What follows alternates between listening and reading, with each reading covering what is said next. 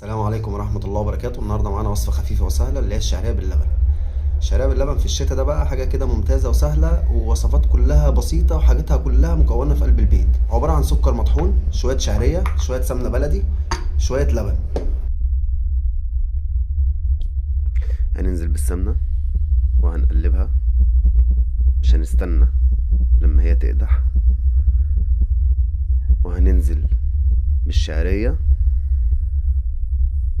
وهنقلبها لحد ما لونها يجي لون الجلد الذهبي.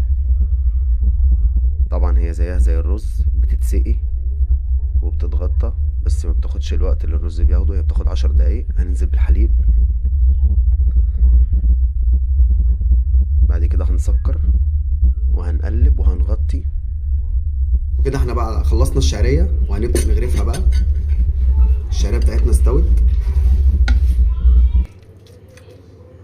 بالحليب.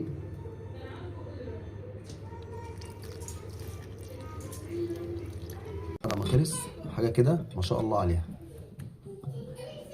بألف هنا. يا رب تعجبكم.